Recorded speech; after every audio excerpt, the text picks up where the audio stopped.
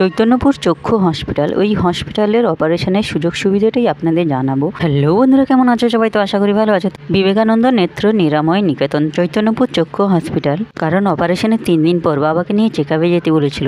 আর এখানে সমস্ত ডাক্তারবাবুদের লিস্ট ও এখানে কন্ট্যাক্ট নাম্বারও দেওয়া আছে, প্রয়োজনে যোগাযোগ করতে পারেন। অপারেশনের 72 ঘন্টার বাদে বা 3 দিন পরে একবার চেকআপে যেতে হয়, কারণ অপারেশনের পরে কোনো অসুবিধা হচ্ছে কিনা পেশেন্টের সেটি ডাক্তারবাবুরা দেখতে চান। তো যাই হোক, এখানে অনেক ধরনের অপারেশনের সুযোগ সুবিধে পাওয়া যায়।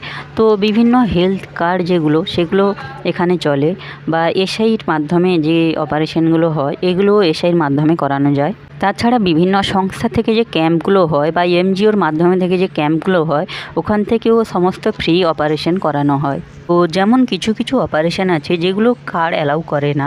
তো যেমন ছানি কাটিয়ে লেন্স লাগানো, ওটা কিন্তু কোনো কার্ডই অ্যালাউ করে না। ও কোনো সংস্থার মাধ্যমে ফ্রিতে লেন্স লাগানো হলেও সেই টাকাটা কিন্তু সেই সংস্থাকেই দিতে হয়। বাবার অপারেশনটা স্বাস্থ্যসাথী কার্ডে হলেও আমার লেন্স লাগানোটা স্বাস্থ্যসাথী কার্ডে হবে না। তো এসআইর মাধ্যমে যদি হয় সেটি দেখতে হবে, কারণ এসআই এতদিন বন্ধ ছিল, 3 থেকে 4 মাস এসআই বন্ধ ছিল ভোটের জন্য। তো একটি খুশির খবর, কারণ এই মাস থেকে আবার নতুন করে এসআইটা চালু হয়েছে চৈতন্যপুরে। কার্ডে যেমন ফ্রিতে হয় সেরকম অনেক সমস্যাও থাকে। তাছাড়া অপারেশনের পরে কিছু দিনের ওষুধপত্রও ফ্রিতেই দেওয়া হয়। তাছাড়া কার্ডে অপারেশন হলে প্রথমবার চেকআপটা ফ্রিতেই হয়। তো চলুন, আমাদের হয়ে গেছে, আমরা বেরিয়ে এসেছি, এখন যাচ্ছি চৈতন্যপুর থেকে আমরা আবারও বাস ধরবো।